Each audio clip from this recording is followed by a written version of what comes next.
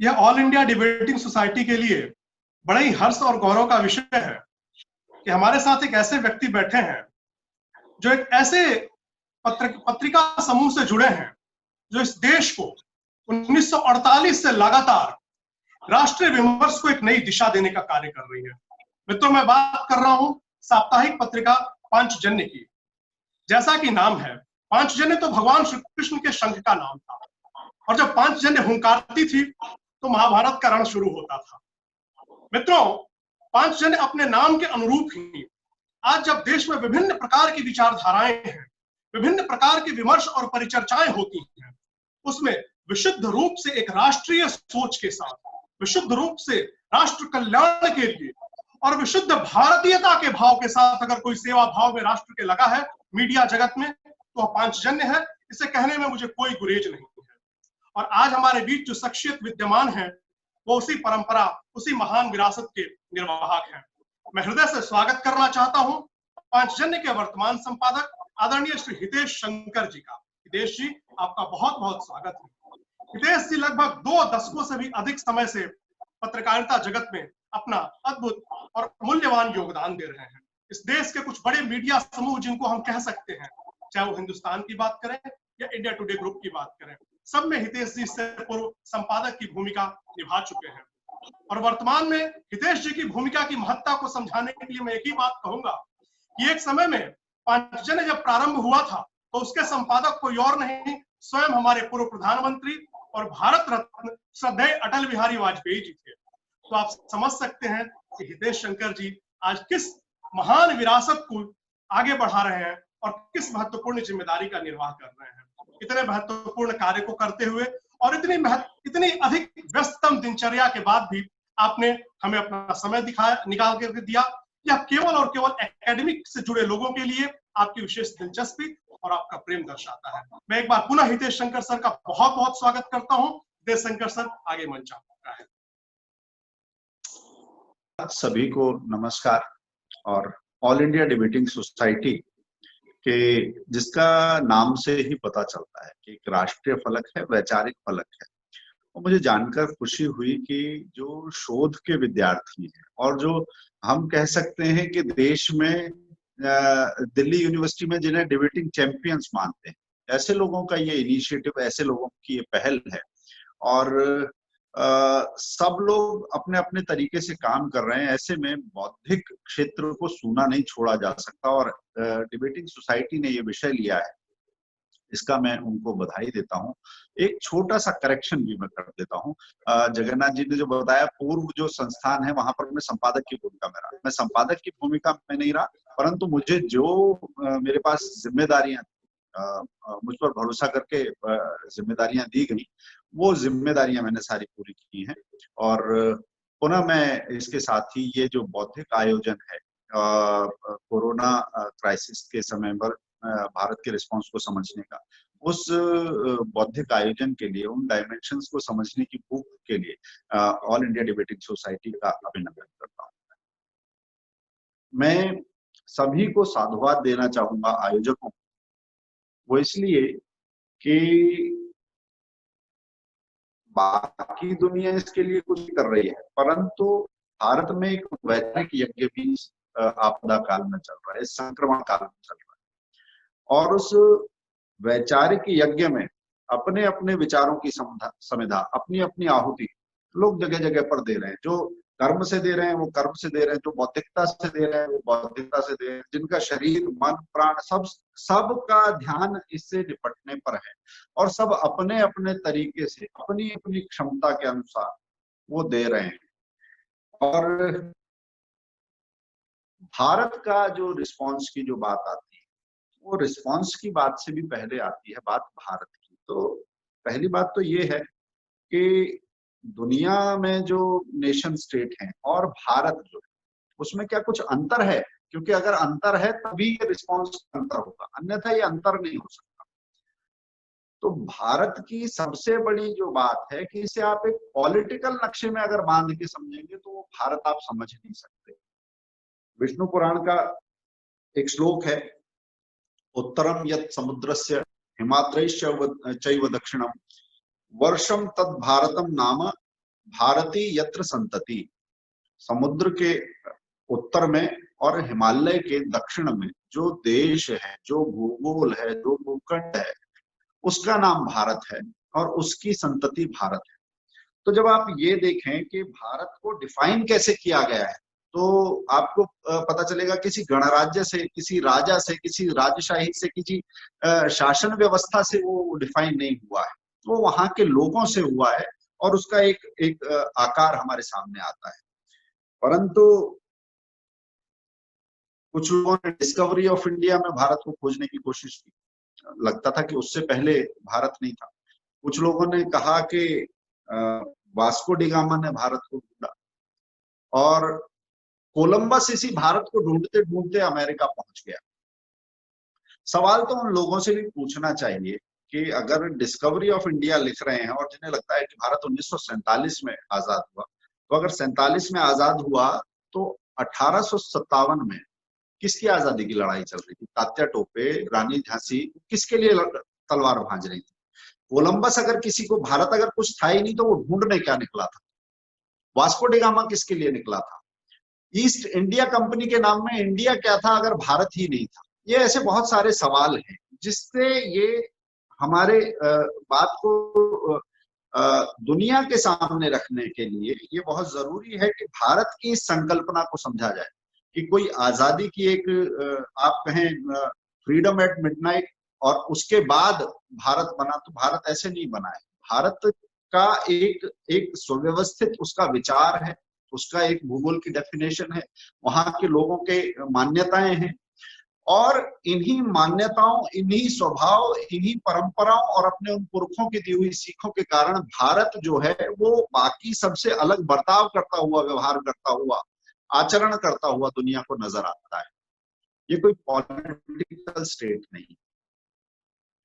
और खासकर अगर कोरोना काल की हम बात करें, पहला सवाल जो मेरे मन में आता है कि जो भारत का जो के लिए ये जो आपदा है, वो भारत की ये जो लड़ाई है वो बाकी दुनिया की लड़ाई से अलग है। और लड़ाई इसलिए भी अलग है कि दुनिया में राज्य व्यवस्थाएं हैं और भारत का समाज ऐसा है कि समाज अपनी बहुत सारी व्यवस्थाएं साथ लेकर चलता है। हर चीज के लिए राज्य का मुंह नहीं ताकना, ये भारत के समाज का एक स्वाभाविक एक उसका स्वभाव है, उसके गुणसूत्र में ये बात है। मैं कुछ रॉयटर्स की खबरें देख रहा था, बीबीसी की खबरें देख रहा था, तो दो खबरों का मैं उल्लेख करना चाहूंगा। एक रॉयटर की खबर है कि in shielding its hospital from कोविड-19 Britain left many of the weakest exposed, यानी कि अपने अस्पतालों को कोविड-19 के संक्रमण से बचाने के लिए ब्रिटेन ने अपने समाज के सबसे कमजोर वर्ग को एक तरह असहाय उपेक्षित अवस्था में छोड़ दिया। और जो आगे की स्थिति है जो बताती है ये स्टोरी, उसमें पता चलता है कि जो 38,000 के आसपास, जो 32,300 लोगों की मृत्यु इसमें हुई है, थोड़ा एक हफ्ते पहले का ये डाटा है, मगर इसमें से 5,890 ऐसे बुजुर्ग हैं जो उनके केयर सेंटर्स में जिनकी मौत हुई। और इसके अतिरिक्त जो उनके रख रखाव देखभाल करने वाले लोग हैं उनकी मौत का आंकड़ा अलग है।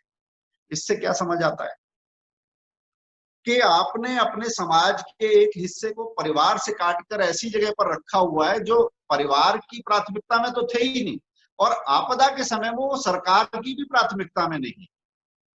यानी आप खंड खंड में देखते हैं और जो हमारे काम का है सिर्फ उसी का ध्यान रखना है। और ये उन देशों की मानसिकता है जो बड़े व्यवस्थित लगते हैं, बड़े सुलझे हुए, प्रगतिशील होने का दम भरते हैं। भारत में इस चीज की कोई कल्पना नहीं कर सकता। भारत में कहानी दूसरी है। और इसके अतिरिक्त एक और स्टडी है, टाइम मैगजीन पर देख रहा था कि black and Asian people are 2 to 3 times more likely to die of कोविड-19। ये यूके की स्टडी है, टाइम मैगजीन में। परंतु जो आंकड़े बताते हैं वो कुछ और कहानी बताते हैं कि खतरा यहाँ पर ज्यादा है मगर संवेदनशीलता भी इसी समाज में ज्यादा दिखती है। कोई डूब रहा है तो उसके लिए हाथ बढ़ाकर उसको निकालना, ये भाव जो है समाज का, वो इस समाज में ज्यादा दिखाई देता है। कोई आफत अपने आप में बड़ी नहीं होती, बाकी सब हाथ झटक लें, किसी व्यक्ति के लिए विकल्पहीनता की स्थिति हो जाए, तो वो आफत बड़ी होती है। तो अपने समाज के लिए एक विकल्पहीनता की स्थिति पैदा कर देना, आप कहते रहें कि आप बहुत समृद्ध हैं, बहुत प्रगतिशील हैं, बहुत साधन संपन्न हैं, परंतु इस सब का होगा क्या अगर आप अपने समाज में भी जो सिर्फ मेरे काम का, मेरी कंपनी के काम का, या मानव भी सिर्फ संसाधन के तौर पर, जो ईंधन के तौर पर भट्टी में झोंका जा सकता है, जिससे कुछ हासिल किया जा सकता है, सिर्फ उसके बारे में सोचेंगे, तो शायद आपकी जो दी हुई परिभाषाएं हैं वो लड़खड़ाने लगेंगी। और आपदा के समय में कसौटी पर जो आपका चरित्र आएगा, उस आपदा के आईने में आपका जो चेहरा दिखाई देगा, वही लुटा पिटा दारुण चेहरा और वही मानवता के लिए एक तरह से निष्ठुर चेहरा, वो आज कई देशों का देखने में मिल रहा है। इसके उलट हम देखें तो भारत की स्थिति ऐसी नहीं है। भारत में यदि आप कहें, एक पंक्ति में अगर कहना है, तो मैं कहूंगा कि इस समय पर हमें जो दिखाई दिया वो सक्रिय सरकार दिखी और संवेदनशील समाज दिखा। ये सबसे बड़ी बात है। जो बिट्स एंड पीसेस में, टुकड़ों में सोचते हैं, जो टुकड़ों में देखते हैं, उन्होंने देश के इस चरित्र का भी हनन करने की कोशिश की। मैं यदि जनगणना के आंकड़ों पर जाऊं, जैसे हमारे इस समाज में, आपने अभी बताया, हर जगह पर उसकी चर्चा होती है कि समाज में कौन कौन समाज के लिए कितना काम कर रहा है, कितना बड़ा काम कर रहा है, और जिसका जितना बन पड़ रहा है वो उतना काम कर रहा है। मगर इन कहानियों के इतर कुछ लोगों की रुचि ये है कि किन के लिए काम नहीं हुआ, और उसमें भी छोटी खबर को बड़ा दिखाना या फिर झूठी खबरें फैलाना, ऐसे भी कुछ तत्व थे। इससे इनकार नहीं करना चाहिए। यदि एक मजदूर दिल्ली से बिहार जाता है, उत्तर प्रदेश जाता है, उसे साधन नहीं है, तो सिर्फ इतना नहीं है कि हर किसी ने हाथ खींच लिया और वो अकेला है। कोई अगर 1000 किलोमीटर जा रहा है तो 1000 किलोमीटर के लिए वो इतना भोजन बांध के नहीं चला है। उसको रास्ते में कोई मंदिर मिलता है, कुछ वॉलंटियर्स मिलते हैं, कोई उसके पैरों की चप्पल की देखभाल कर रहा है। अलीगढ़ में एक भूपेंद्र शर्मा का मैंने फेसबुक पोस्ट देखा, मजदूर परिवार जा रहा है तो बच्चियों के, थके हुए लोगों के लिए, सबके लिए भोजन की व्यवस्था, और उनको जूते चप्पल की आवश्यकता पड़ेगी। ये चिंता करने वाले भी इस समाज में से निकल के लोग आते हैं। तो सिर्फ समाज को कोसना और समाज के बहाने सरकार को कोसना और आक्रोश भरना, ये राजनीति भारत में सफल नहीं हुई। दुनिया में बहुत सारी जगह ये तंत्र चला, परंतु शासन के तौर पर ये मॉडल नहीं चला। भारत में भी ये इसलिए नहीं चला क्योंकि अगर ऐसी ही स्थिति होती और भारत ऐसा ही विपन्न होता, ऐसा ही बाकी देशों का मुंह ताकने वाला होता, तो शायद वो अब तक घुटनों पर नहीं, वो साष्टांग उसकी स्थिति गलत अलग हो गई होती, जैसा दुनिया में हमने देखा। हमने सक्रिय सरकार की बात की, संवेदनशील समाज की बात की, सरकार की सक्रियता की बात। आप ये देखिए कि एक निर्णय लेना था राष्ट्रहित में कि ये कड़ी तोड़नी है, बीमारी की जो कड़ी है, उसके लिए एक निर्णय बहुत त्वरित गति से लिया गया। अमेरिका को ये फैसला लेने में बहुत देर हुई और उन्हें दिक्कत भी हुई, और अनिर्णय की स्थिति के कारण आप भारत में जिस समय लॉकडाउन चल रहा था, पहले 3 राज्यों में अमेरिका ने लॉकडाउन शुरू किया, फिर उसके बाद 17 राज्यों में किया, फिर लगा कि अब ये चीजें संभल में नहीं आएंगी तो फिर उसका दायरा बढ़ाया। परंतु ये लॉकडाउन बढ़ाते हुए भी इंटरनेशनल फ्लाइट से क्योंकि कमाई होती है, इसलिए इंटरनेशनल फ्लाइट हम बंद नहीं कर सकते, ऐसा निर्णय वो समाज नहीं ले पाया। सिर्फ मैं, मेरी कंपनी, मेरी लेजर, मेरे शेयर, ये सारी चीजें जो देखने वाला समाज है, वो समाज हित में निर्णय नहीं ले पाता। भारत का स्वभाव यहाँ पर अलग है। यहाँ तो दुनिया ने अभी जो एथिकल ट्रेडिंग की बात करनी शुरू की है, एथिकल हैकिंग की बात करनी शुरू की है, एथिकल ऑडिट की, एथिक्स कंपनी के कैसे हैं उसके ऑडिट की बात करनी शुरू की है। परंतु हमारे यहाँ तो जो एक सामान्य सी दुकान पर बैठा हुआ व्यक्ति है, कोई अपना हिसाब किताब लिख रहा है, उसने बही खाते पर भी वो शुभ लाभ लिख के शुरू करता है। मेरे लाभ में बाकियों का शुभ अगर नहीं है तो ये शुभ नहीं है। मेरे ऊपर, मैंने बाकियों को कुछ भी दिया होगा, मगर इस समाज का ऋण मेरे ऊपर है जो मुझे इस पूरे जीवन चुकाना है। ये भारत का एक भाव है। और इस भाव को मैं एक और और चीज से अलग देखता हूँ कि जहां पर कुछ शब्दों के साथ संकल्पनाएं होती हैं और वो सांस्कृतिक संकल्पनाएं होती हैं, वो एक क्षण में नहीं आती। कोरोना वाला विषय से जोड़ते हुए मैं कुछ शब्दों की संकल्पना की बात करना चाहूंगा कि भारत का रिस्पॉन्स कैसे अलग होता है, बाकी सब कैसे अलग दिखते हैं, भारत का रिस्पॉन्स कैसे अलग होता है।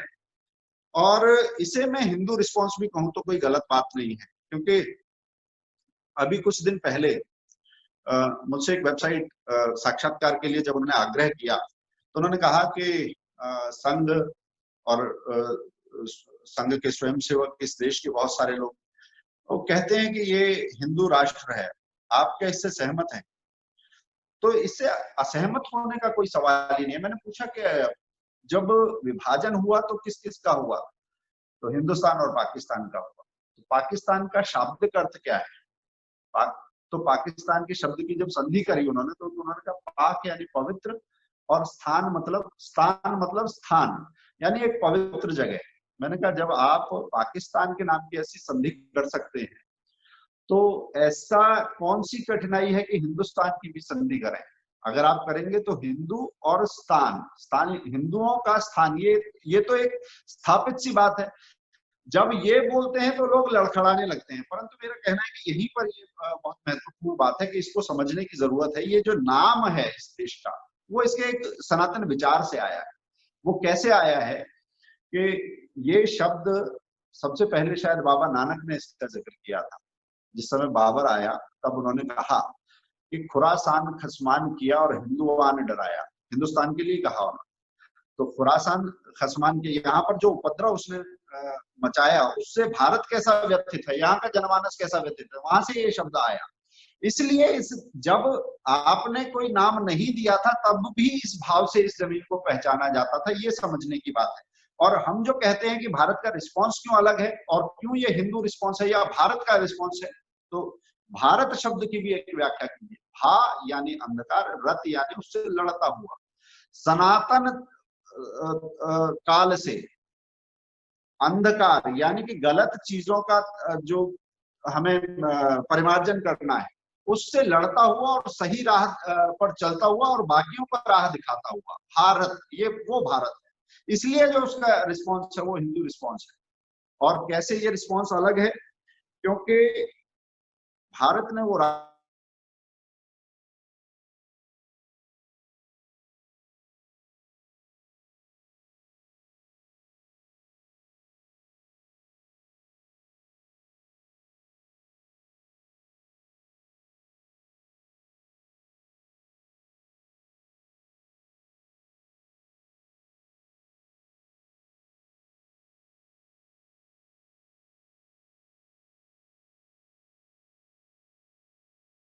रहती है और सुधार सांस्कृतिक तौर पर कैसे रहती है, वो मैं एक और शब्द से बात करना चाहूंगा कि जैसे शहीद एक शब्द आता है तो मेरी उस शब्द से आपत्ति रहती है कि शहीद जो है, शहीद की जगह बलिदानी शब्द हमें प्रयोग करना चाहिए। वो क्यों करना चाहिए?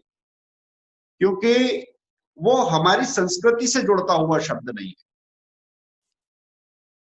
शहीद शब्द बना शाहिद से, शाहिद यानी जो साक्षी होगा। साक्षी किस दिन होगा? जजमेंट डे के दिन, और वो उस दिन बताएगा कि इसने सही किया था या गलत किया था। यानी किसी एक दिन फैसले होंगे, उस दिन तक आप जो चाहे वो करिए, ये आजादी, और उसका फैसला एक बार में हो जाएगा। ऐसा जो मान्यता है भारत में मान्यता नहीं। भारत की मान्यता कुछ अलग है। वो इस पूरे चक्र को, बारंबारता को देखता है, इस चक्र को देखता है कि एक का गलत करोगे तो सबका गलत होगा, और सिर्फ आपके जाने के बाद नहीं होगा, आपके पुनर्जन्म की भी बात है और पूर्व जन्मों के कर्मों के फल की भी बात है। जब वो ये कहता है तो आप जिस रास्ते पर हैं, जिस जीवन यात्रा पर हैं, उस जीवन यात्रा में आपका आचरण अनुशासित रहता है, जीवन संस्कारित रहता है, और इसके अतिरिक्त जीवन को संस्कारित करने की पद्धतियां बीच में जो है वो भी भारत में ही। इसलिए यदि कोई आपदा काल आता है, विपत्ति काल आता है, तो जब मानवता की परीक्षा होती है, व्यक्ति के तौर पर व्यक्ति के चरित्र की परीक्षा होती है, समाज के तौर पर समाज एक परीक्षा देता है, राष्ट्र के तौर पर ये भारत परीक्षा देता है, तो इसका रिस्पॉन्स बाकी दुनिया से अलग हो जाता है। क्योंकि उसे पता है कि हम जो आज कर रहे हैं ये सिर्फ इस क्षण के लिए नहीं है, जिंदगी ना मिलेगी दोबारा, इस फिलॉसफी में जीने वाला ये देश नहीं है। उसे पता है कि जिंदगी दोबारा मिलती है, और अगर हम गलत करते हैं तो उसका फल भी होता है। जब ये भाव मन में रहता है तो गलत करने से वो गलत राह पर नहीं जाता है। ये रिस्पॉन्स जो है भारत का बाकियों को बाकी सब चीजों से अलग करता है, सिर्फ अपने तक केंद्रित नहीं रखता।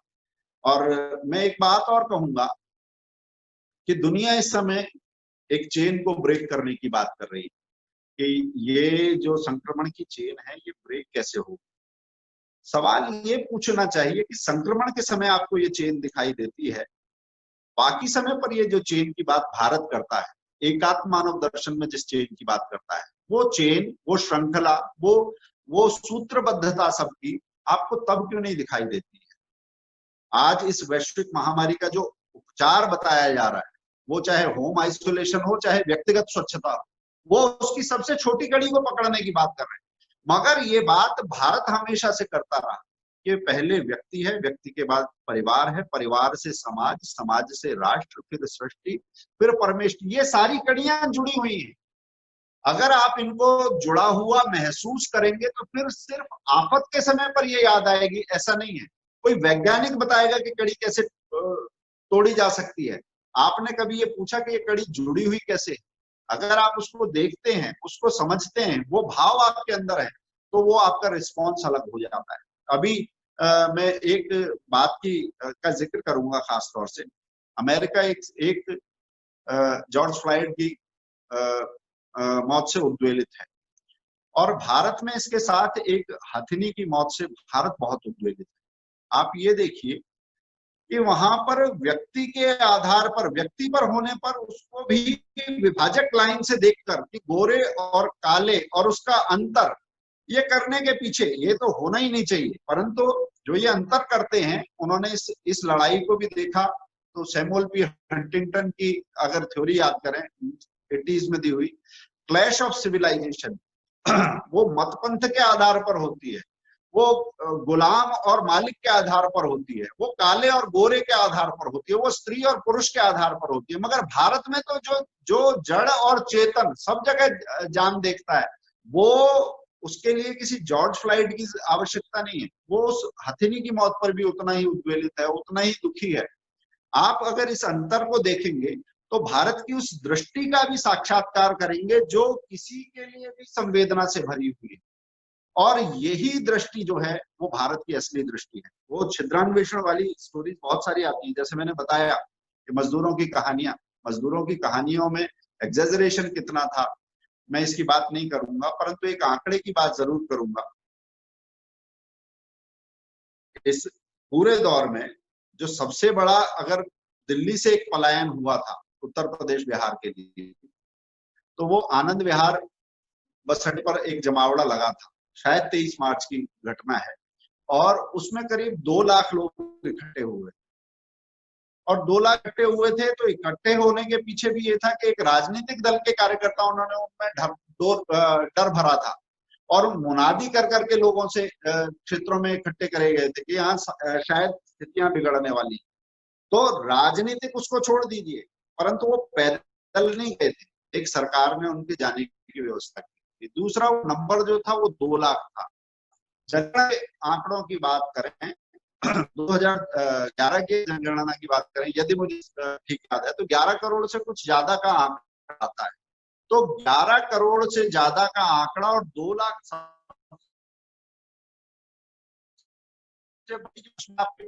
तो बाकी मजदूरों ने किस समाज पर भरोसा किया? यदि कुछ पैदल चले भी तो उनकी यात्रा में किसने उन्हें सहयोग किया? और जो श्रमिक स्पेशल ट्रेन चली उसमें 50 लाख, पिछले हफ्ते का आंकड़ा है, 50 लाख से ज्यादा अगर लोग गए, तो किस सरकार ने उन्हें असहयोग किया? तो कुछ फेक नैरेटिव की बात हो सकती है, परंतु इन फेक नैरेटिव के बीच में एक भारत खड़ा हुआ दिखाई देता है। तो उस भारत को हमें पहचानने की जरूरत है, उसकी दृष्टि को समझने की जरूरत है। और आप देखेंगे कि उसकी दृष्टि और आपकी दृष्टि में कोई अंतर नहीं है, क्योंकि जो देश कर रहा था वही इसका समाज कर रहा था। कुछ उपद्रव करने वाले लोग, कुछ झूठी खबरें फैलाने वाले लोग ये जरूर चाह रहे थे कि यहाँ पर कुछ उत्पात पैदा हो। दुनिया कोरोना से लड़ रही थी, परंतु भारत एक और चीज से भी लड़ रहा था। वस्तुतः अगर कहूं तो 3 और आफतों से बीच में लड़ा। एक उसका अफवाह तंत्र था जो देश के भीतर है, और अफवाह तंत्र ने इस बीच में 3-4 ऐसी घटनाएं की कि सीएए का एक मुद्दा आया था, नागरिकता देने की बात थी, परंतु बताया गया कि ये नागरिकता ले लेने की बात है। उस अफवाह तंत्र की ताकत ये थी। उसके बाद शाहीन बाग का जो उपद्रव था, एक लोगों को बरगला कर एक जगह पर बिठाना और समाज में वितंडा फैलाकर प्रपंच के माध्यम से एक अराजकता की स्थिति फैलाना, ये प्रयास उससे भी भारत एक लड़ रहा था। और उसके बाद ये आनंद विहार वाली जो घटना हुई, ये सारी फेक न्यूज से हुई। और इस फेक न्यूज में यदि मैं कहूं कि छोटी घटना को बड़ा दिखाना और जो नहीं है उसको दिखाना, भदोई की एक घटना आई कि भदोई में एक महिला ने अपने बच्चों को गंगा नदी में डाल दिया क्योंकि घर में खाना नहीं था, कोरोना के कारण खाना नहीं। पुलिस वहां घर पर गई, देखा खाना बना हुआ है। वो कलह का कुछ मामला था, परंतु कलह को कोरोना से जोड़ देना और उसे उसके सरकार के व्यवहार से या समाज के व्यवहार से जोड़ देना, ये चालें भी भारत के साथ चली। इसलिए भारत का रिस्पांस आपको इन सब कुचेष्टाओं और जो षड्यंत्र भारत के साथ किए गए उनसे अलग जाकर आपको देखना पड़ेगा। भारत का रिस्पांस अलग था। एक नेपाल के साथ लिपुलेख वाला एक मसला गरमाया, एक ऐसा देश जिसके साथ हमारा सदियों का नहीं युगों का संबंध रहा है, उसके साथ संबंध भी राजनीतिक कारणों से गड़बड़ हुआ, ऐसा समझ में आया बात। क्योंकि सत्ता का एक्सचेंज होता है उस राज्य उस देश में, वो एक झंझावात से गुजर रहा है, राजनीतिक प्रयोगों से गुजर रहा है। उनका संविधान कई बार संशोधित हुआ है। ऐसे में राजनीतिक प्रयोगों का एक समय ऐसा था कि सरकार एक दल से दूसरे दल के पास जानी है, ओपी कोहली से केपी ओली से वो प्रचंड दहल के पास जानी है। और ऐसे समय में एक राष्ट्रीय मुद्दा उठाकर जनमानस में उसका ध्यान दूसरी तरफ भटकाने का, ऐसे भी आरोप लगे कि वो कारण भारत वो भी लड़ाई एक लड़ रहा था। एक चीन के साथ बॉर्डर के तनाव का मुद्दा आता है तो भारत वो एक लड़ाई भी लड़ रहा था। और परंतु उसमें तथ्यात्मक चीज जो थी वो लोग भूल जाते हैं कि एक खास समय पर किसी चीज को मैग्नीफाइंग ग्लास से दिखाना और बाकी समय चीन की बात ना करना। क्योंकि जिस जगह की बात हो रही है, इस साल भी 300 बार वहां पर ऐसी घटनाएं हुई हैं। जिस साल 2017 में डोकलाम की बात थी तब 426 बार ऐसी घटना हुई थी। मगर आपत्ति काल में सिर्फ एक फ्रंट पर सरकार को घेरने के लिए कोई मैग्नीफाइंग ग्लास से बड़ी करके चीजें दिखाना कि भारत संकट में फंस गया है, ऐसी कुचेष्टाएं भी भारत के साथ हुई। इन सबके बीच में भी एक सहज भाव से, दृढ़ भाव से, निश्चयी भाव से बढ़ता हुआ अगर देश हमने देखा तो वो भारत है। और ये इसका एक कारण ये भी है कि जो हमारा संकल्प था, जो हमारा निर्णय था, उसके पीछे हमारी जो परंपरागत सोच से निकली हुई चीजें थी, उसने भी हमें एक जैसा रखा। क्योंकि भारत में आज भी हर चीज के लिए सरकार का मुंह देखना, ऐसी आदत इस समाज की नहीं है। दुनिया में हमने देखा कि अव्यवस्था है तो व्यवस्था का पूरा जिम्मा वो सरकार के लिए लोग देखते हैं। अमेरिका में 3 करोड़ लोग अगर बेरोजगार हुए तो बेरोजगारी भत्ते के लिए सरकार की ओर देखते हैं, उसके आगे सरकार भी अपने हाथ खड़े कर देती है। जो सबसे शक्तिशाली देश था वो चीन में ऐसा दिखता है कि वहां से अगर कोई समाज की पीड़ा है, सरकार की कमी है, तो वो खबर किसी भी तरह से बाहर नहीं जा सकती। एक ऐसी घुटन भी हमने देखी। और इस सब के बीच में भारत भी देखा, जिसने सारे उपद्रव फैलाने वाले तत्वों को भी देखा, खबरें झूठी सच्ची भी देखी, मानवता की बड़ी कहानियां भी देखी और सरकार की समाज की संवेदनशीलता का एक बड़ा सागर भी देखा। वो इसलिए हुआ क्योंकि हमने अपनी सारी व्यवस्थाएं समाज ने सरकार पर नहीं छोड़ी। और ये इसलिए होता है क्योंकि जो समाज पुराने होते हैं उन्हें पता है कि सरकारें आती जाती हैं, नेता बदलते, परंतु समाज की व्यवस्थाएं किसी एक तंत्र से, किसी एक खूंटे से बांध के काम नहीं चलता।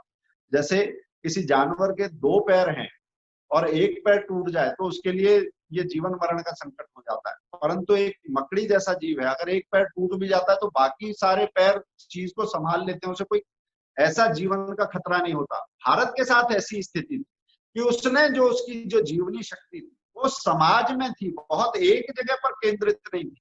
और समाज ने जो अपना सारा बोझ सरकार पर नहीं डाल रखा था, इसलिए भारत वो उसका रिस्पॉन्स, उसकी प्रतिक्रिया, उसकी शक्ति वो दुनिया से बहुत अलग थी। जो दुनिया कल्पना कर रही थी उससे बहुत अलग थी। और मैं एक बीबीसी की खबर का जिक्र करना चाहूँ। बीबीसी ने एक कार्टून छापा कि ये भारत तो एक गरीब देश है और अगर मान लीजिए सबके लिए मास्क की भी स्थिति आई तो अधनंगे तो लोग हैं ही, इन्हें कपड़े फाड़ फाड़ के मास्क बनाने पड़ेंगे। ऐसा उस कार्टून का डिपिक्शन जो था वो इस तरीके का था, नितांत आपत्तिजनक था।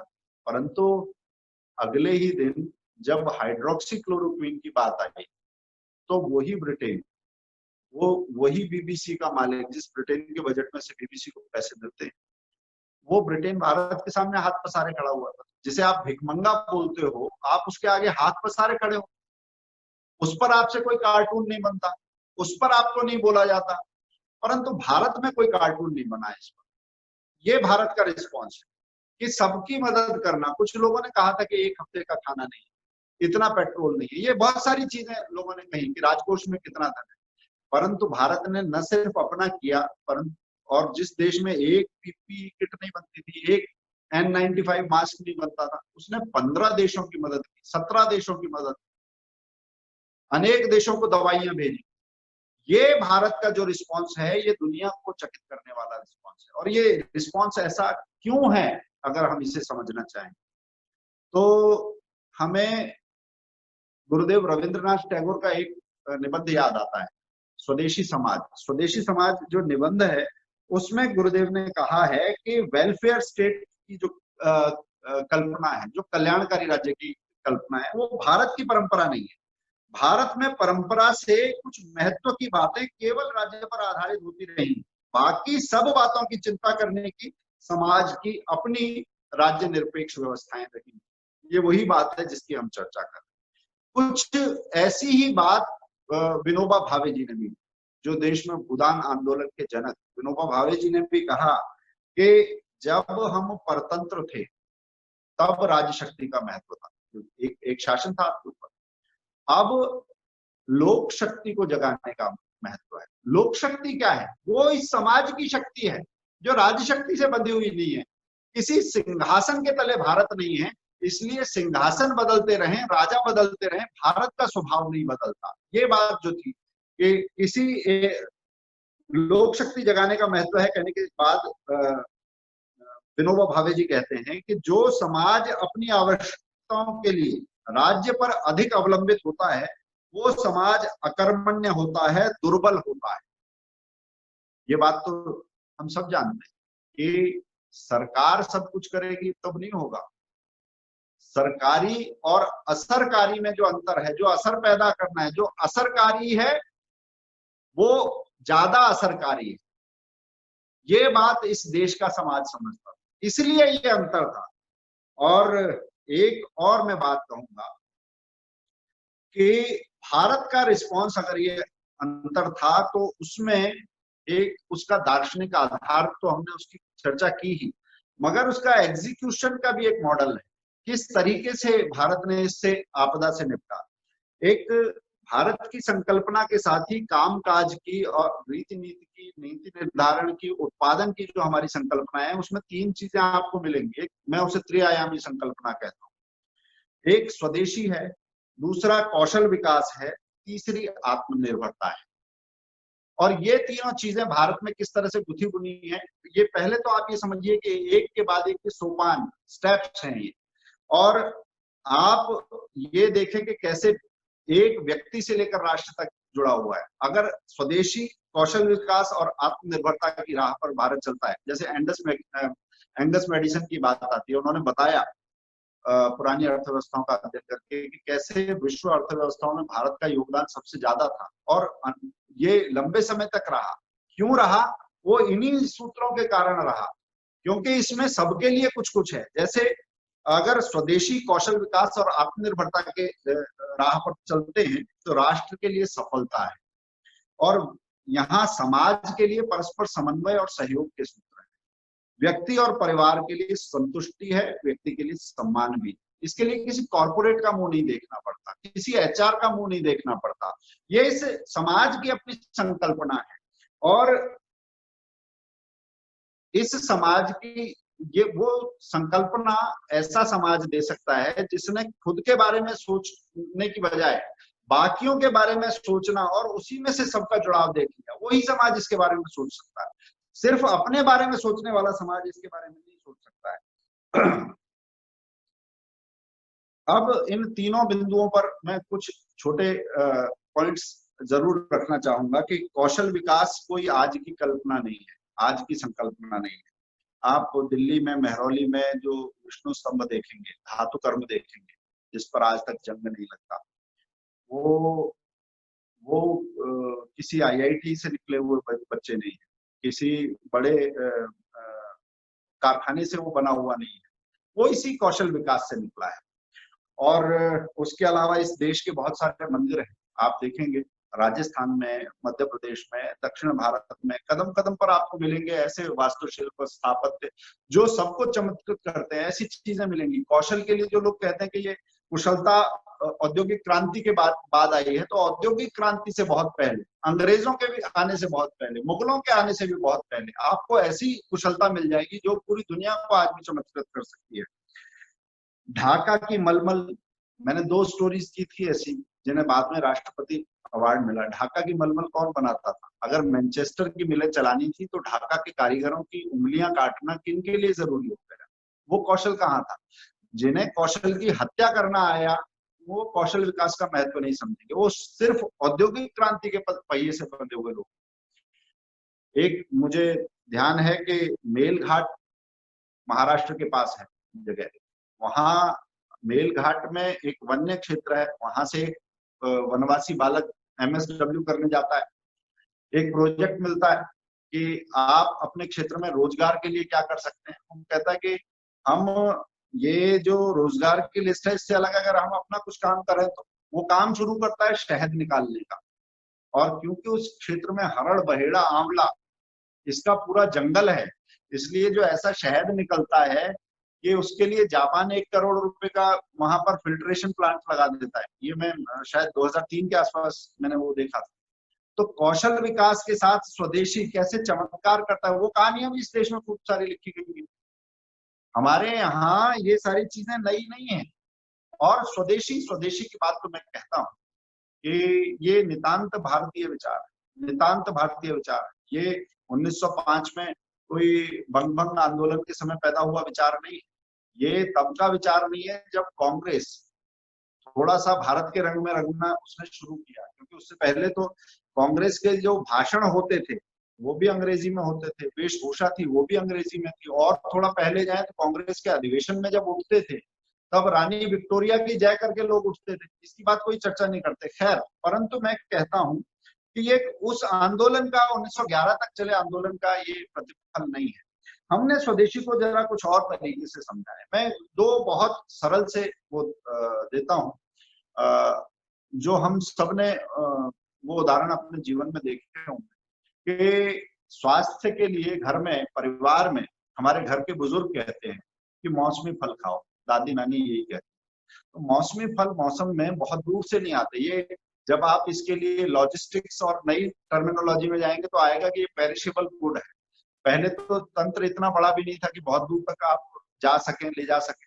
तो मौसमी फल में भी आसपास की चीजें, शाक सब्जियां भी आसपास की चीजें। ये स्वदेशी का एक आपके जीवन का आधार स्वदेशी कैसा था उसका एक मंत्र है।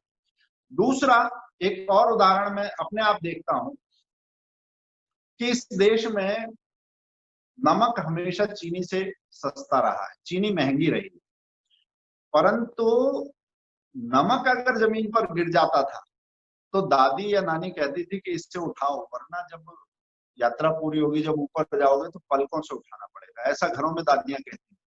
जो चीज इतनी सस्ती है और चीनी जिससे महंगी है, चीनी के गिरने पर हमने कभी नहीं सुना कि उसको आंखों से उठाना पड़ेगा, मगर नमक में ऐसा क्या है जो बहुत सस्ता मिलता था। इस समाज ने स्थानीय चीजों को, स्वदेशी है परंतु उसका एक स्थानीय जो है उसका मूल्य और जो बड़े प्रयत्न से आती है। गणित में हम स्थानीय मान के सवाल करते हैं, जितनी दूर जो अंक है उसमें बाकी जीरो जुड़ जाते हैं। नमक बहुत उड़ता है, ये बात समाज को समझानी है तो उसको उसकी रीति नीति से बतानी पड़ेगी। ये भी एक चीजों को स्थानीय जुड़ाव रखना, ये बताने का तरीका भी हमारे समाज का।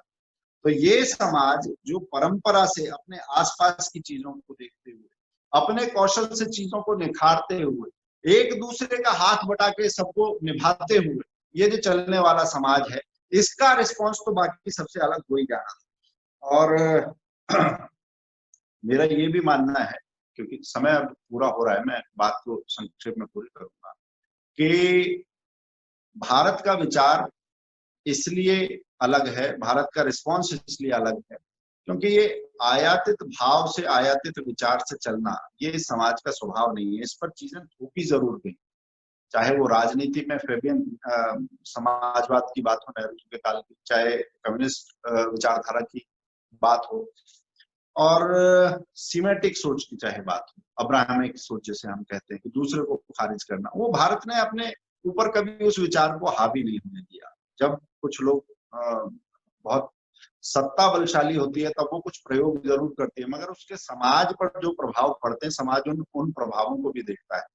बहुत बड़े बड़े बांध बने, मगर उस बांधों से एक जलतंत्र का विनाश भी हुआ, ये भी इस देश ने देखा। फिर स्थानीय तौर पर सफलता की कहानियां, पोखरों को, तालों को दोबारा से जीवित करने की कहानियां, अनुपम मिश्र की आज भी खड़े हैं तालाब जैसी किताबें, वो इस समाज और इस देश ने दी। और दुनिया में कहीं होता, सिर्फ अपनी चिंता होती तो तालाब की चिंता करने कोई नहीं जाता। सिर्फ हम बड़ा बांध बनाएंगे, बिजली कितनी बेचेंगे, लेजर में कितना फायदा होगा, शेयर कितना खरीदेंगे, इस तरीके से सोचते हैं तो शायद उन चीजों पर नहीं लौट पाता भारत, जैसा कि भारत ने किया है। इसी तरह से दुग्ध क्रांति की बात हो, हरित क्रांति की, श्वेत क्रांति की, हरित क्रांति की बात हो, तो उससे उत्पादन की विशालता हुई, परंतु जीवन में विष का भी प्रवेश हुआ। ये बात भी नोटिस करने वाला जो समाज, और जिस बात के लिए बार बार आवाज उठाता रहा, उस आवाज को भी दुनिया समझ रही है। आज जैविक खेती की बात हो, या दूध में भी होलिस्टीन और फ्रिजियन से बाहर जो देसी नस्लें हैं, आज सब A2 की बात कर रहे हैं। वो भी A2 की जो बात है वो भारत की बात है, क्योंकि बहुत सारी नस्लें, उनके अलग अलग गुण, विविधता की बात। ये विविधता सिर्फ हिंदू, मुस्लिम, सिख, ईसाई इतना नहीं देखना, इस चराचर जगत में एक विविधता है, उसके अपने गुण हैं। भारत बार बार ये बात करता रहा। तो उस खाद्य श्रृंखला में बात करें, अपने पर्यावरण के संसाधनों में बात करें, आपस में एक दूसरे की सहयोग की बात करें, तो इस संक्रमण काल में भारत का न सिर्फ रिस्पॉन्स अलग रहा है, बल्कि भारत की जो मान्यताएं एक मानव के तौर पर व्यक्तिगत आचरण में धारण करता है, परंतु उनका कुछ वैश्विक मोल हो सकता है, दुनिया में सबके लिए अच्छी बात हो सकती है।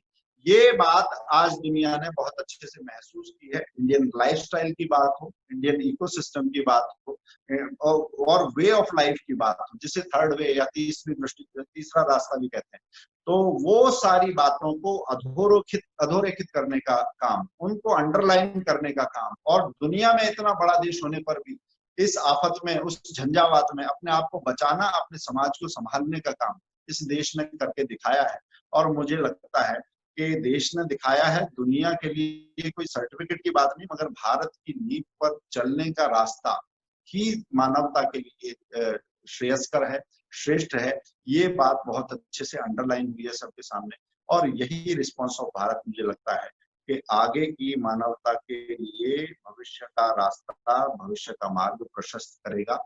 और इस संक्रमण काल में चीजों में उथल पुथल होती है, मगर उसके बाद चीजें जब व्यवस्थित होती हैं तो बहुत बदल जाती है। जो दुनिया बदलेगी वो भारतीय रास्ते से बदलेगी, ऐसा ही मुझे लगता है। और इतना विषय रखकर अपनी बात को मैं पूरा करता हूँ। धन्यवाद। हितेश शंकर सर का मैं इतने बेहतरीन और विस्तृत उद्बोधन के लिए बहुत बहुत धन्यवाद करना चाहूंगा। सर का उद्बोधन भारत किस प्रकार से एक अलग तरीके से, पूरा विश्व जब कोरोना की जाल में फंसा है, तब हमारा भारत किस प्रकार एक विभिन्न तरीके से इस महामारी से निपटने के लिए प्रयासरत है, उस पर एक विभिन्न आयामों को जिस प्रकार से हितेश सर ने एनालिसिस करने की कोशिश की, वह न केवल ज्ञानवर्धक होगा बल्कि हमारे नए दृष्टिकोण और नए आयामों को सोचने और समझने की क्षमता को भी विकसित करेगा। हितेश सर, आपकी व्यस्तता है, इसके बावजूद मैं निवेदन करूंगा कि हमारे साथ कुछ लोग जुड़े हुए हैं, उन्होंने पूरे ही पेशेंटली आपको सुना है। कुछ प्रश्न मैं आपकी इजाजत के साथ लेना चाहूंगा सर। जी, तो मैं सर्वप्रथम अपने प्रश्नकर्ताओं को आमंत्रित करता हूं और सबसे पहला प्रश्न मैं लेना चाहूंगा दिग्विजय विश्वकर्मा जी से। दिग्विजय जी, आप अपना प्रश्न कर सकते हैं हितेश शंकर सर से। सर नमस्ते। नमस्कार दिग्विजय जी। सर मेरा प्रश्न ये है कि जब पूरी दुनिया कोविड के खिलाफ, खास तौर पे विकसित देश और शक्तिशाली देश कहीं ना कहीं एक तरीके से पिछड़ते हुए नजर आए, उस समय भारत में क्या बहुत बेहद मजबूत और सक्षम नेतृत्व ऐसा रहा, या फिर भारत की विशेष पारिस्थितिकी तंत्र ऐसा रहा, या फिर हम कहें कि भारत में एक जो बहुत बड़ी युवा शक्ति है, इन तीनों में से या ये तीनों ही क्या वो चीजें रही जिसकी वजह से भारत विकसित देशों की तुलना में कोविड-19 के खिलाफ लड़ाई में कहीं अधिक मजबूत दिखाई देता है? क्या इसमें राजनीतिक नेतृत्व का अहम, जो अधिक क्रियाशील तरीके से उन्होंने काम किया, वो योगदान है, या फिर पारिस्थितिकी तंत्र, या फिर युवा शक्ति का रोल? दिग्विजय जी, जैसा कि मैंने अपनी चर्चा में उल्लेख भी किया था, हमें ये समझना होगा कि जिन्हें हम विकसित देश कहते हैं, उनका रिस्पांस और भारत के रिस्पांस में अंतर क्या था। हमने इसी की बात की थी और मैंने एक लाइन का उल्लेख इसमें किया है कि सक्रिय सरकार और संवेदनशील समाज। हमने ये देखा कि दुनिया के कई देशों में खुद पर भरोसा बहुत ज्यादा होने के कारण कुछ सरकारें समय पर सक्रिय नहीं हुई, या संसाधनों पर बहुत ज्यादा भरोसा था, ये एक पक्ष था।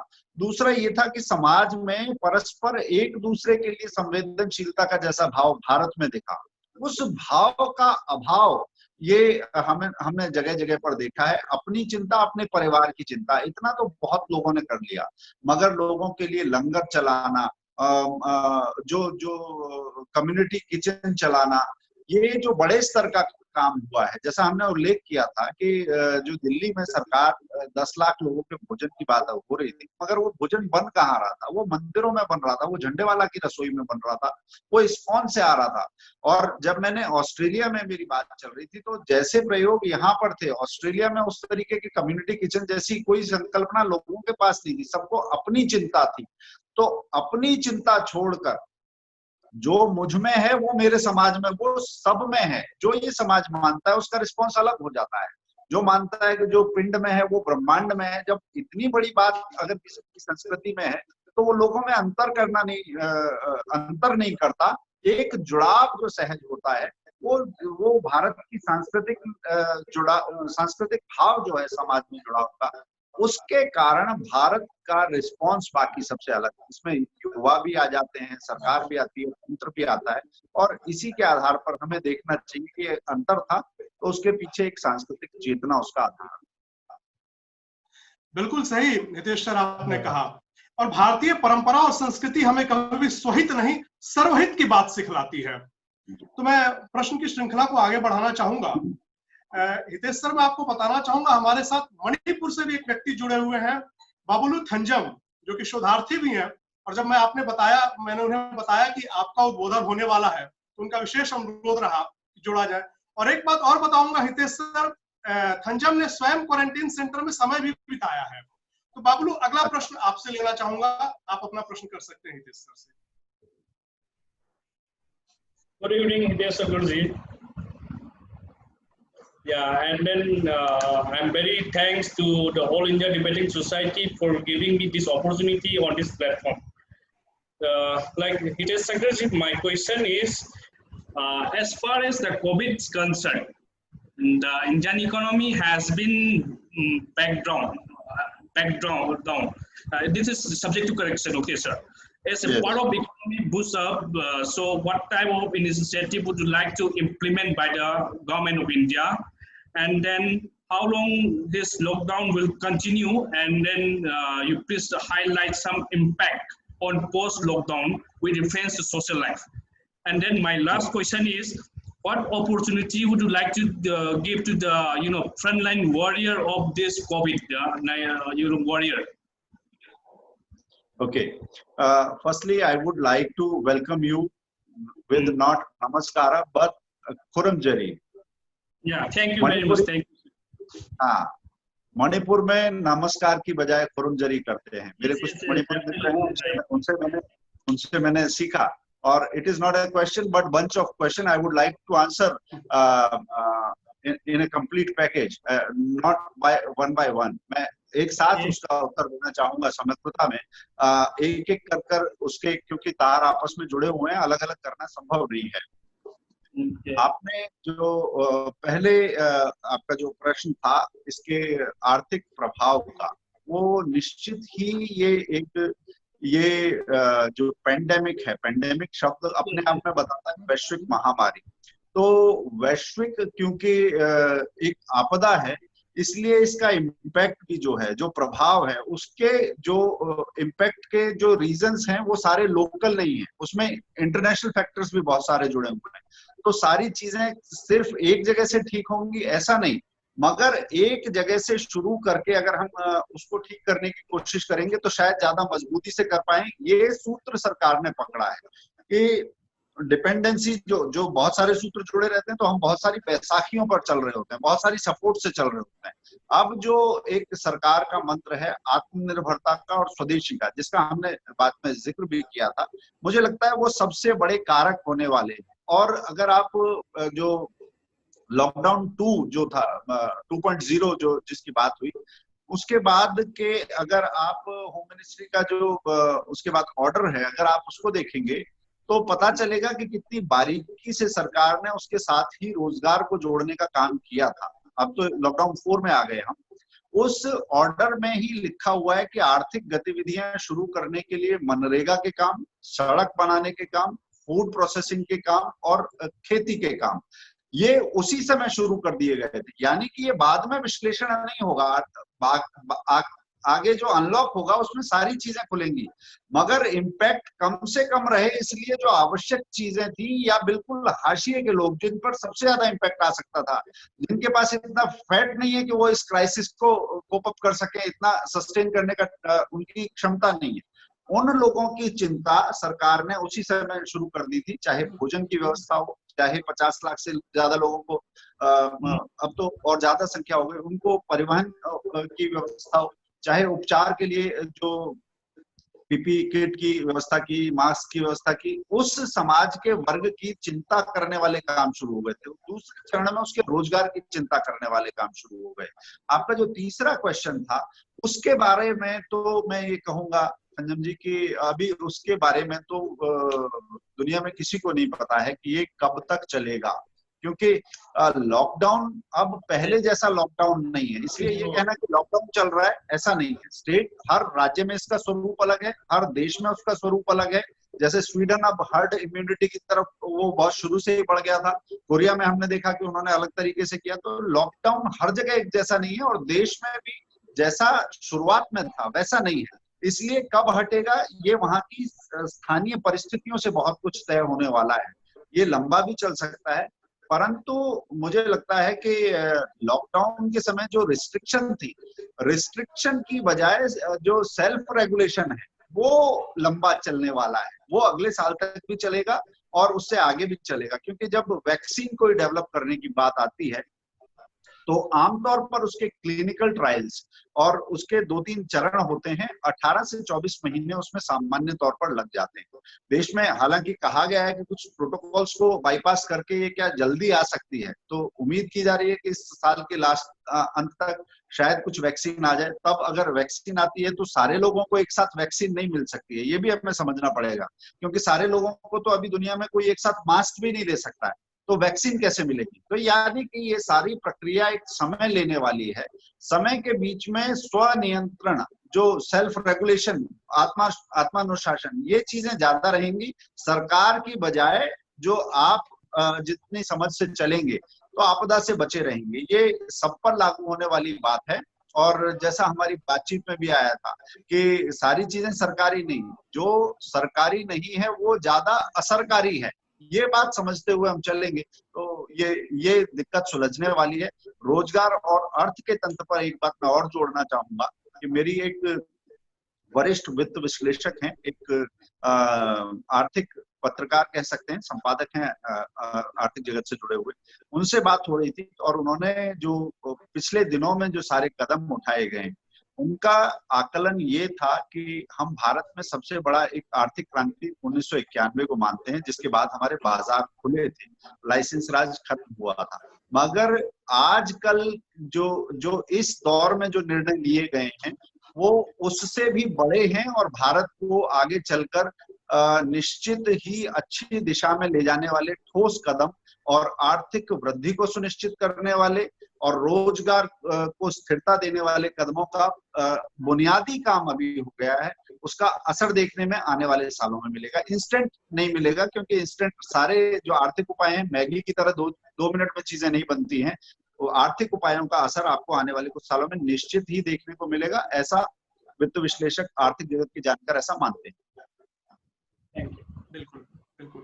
तो अगले प्रश्न के लिए मैं राजेश झा को आमंत्रित करूंगा। राजेश अंबेडकर यूनिवर्सिटी में अध्ययनरत हैं और अर्थशास्त्र के छात्र हैं।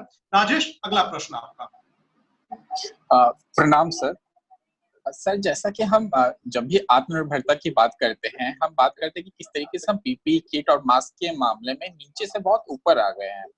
तो क्या एक स्पेक्युलेटिव नजर रखते हुए कि कोरोना फैल सकता है और बहुत बुरी तरीके से फैल सकता है, क्या इन चीजों का हम कार्य फरवरी के बीच से ही या फरवरी के अंत से ही शुरू कर सकते थे?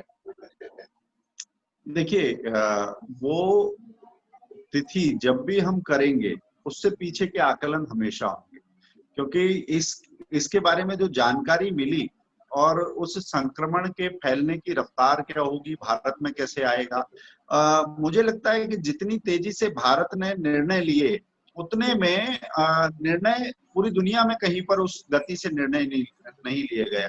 मैं एक छोटा सा उदाहरण इस पर चर्चा करना चाहूंगा कि पीपीई किट और मास्क तो बनाने थे, जिसको बनाने में निर्णय लेने के बाद जो आपने कहा कि इतना समय क्यों लगा, तो मगर सैनिटाइजर बनाने का फॉर्मूला तो सबके पास था, सैनिटाइजर की भी किल्लत हुई। यानी कि आप जब भी कोई काम करते तो आपने निर्णय बहुत समय से लिए थे, उसको एक फाइनल रूप में सबके सामने आने में कुछ समय लगता ही है, क्योंकि जो आप देखेंगे कि संक्रमण के फैलने के समय पर इसकी भयावहता को लेकर और सूचनाओं को लेकर जो सूचनाएं जिस तरीके से दबाई गई, और अभी जैसा आ रहा है कि नवंबर के बीच में ही लोगों को चीन में जानकारी थी, ठीक ली विजियांग का जो वीडियो था और वो सारी चीजें जो टेलीग्राफ ऑस्ट्रेलिया के साथ जो पत्राचार चला, तो ये पूरी मानवता के साथ धोखा देने का काम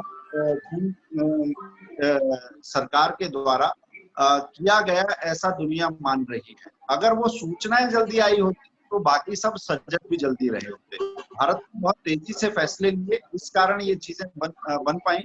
और कोई भी चीज अगर और पहले कर लेते तो पहले से शुरू होती है, मगर सूचनाएं जब आई मुझे लगता है कि वो देर भारत ने अपने एंड पर देर जैसी कोई चीज होने नहीं दी है। ये एक तसल्ली वाली बात है। जी sir, thank you. Thank you sir. अगले प्रश्न के लिए मैं मनीष को आमंत्रित करना चाहूंगा। मनीष हमारे दिल्ली विश्वविद्यालय के अच्छे डिबेटर भी रहे। मनीष, अगला प्रश्न आपका।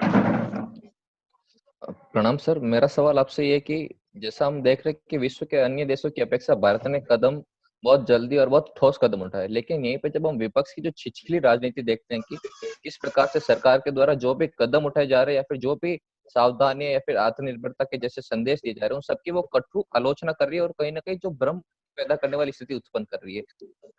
पहला, ये एक बहुत बड़ी उलझन उत्पन्न कर रही है नहीं कर रही है आम लोगों में, और दूसरा ये सवाल कि ऐसे समय में भी इतनी बड़ी महामारी के दौर में जहाँ पे सबको साथ में मिलकर चलना चाहिए, वहां पे विपक्ष कहीं अपने नैतिक कर्तव्य से अपना मुख मोड़ रही है या नहीं मोड़ रही? मनीष, आपका प्रश्न बहुत दिलचस्प है। मुझे लगता है आप शायद राजस्थान से, मैं राजस्थान से ही बात करना चाहूंगा। आप राजस्थान से ही? बिल्कुल जी सर, राजस्थान से।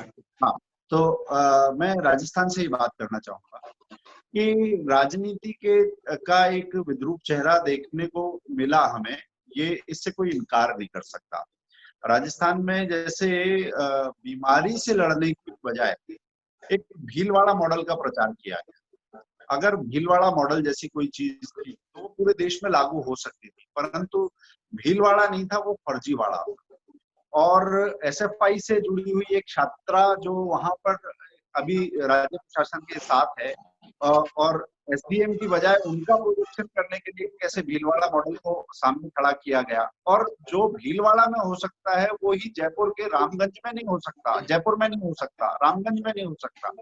तो ये दिखाता है कि राजनीति कहीं ना कहीं अपने संकीर्ण दायरे से बाहर नहीं निकल पा रही थी, और ये सबसे बड़ी एक घातक चीज रही है।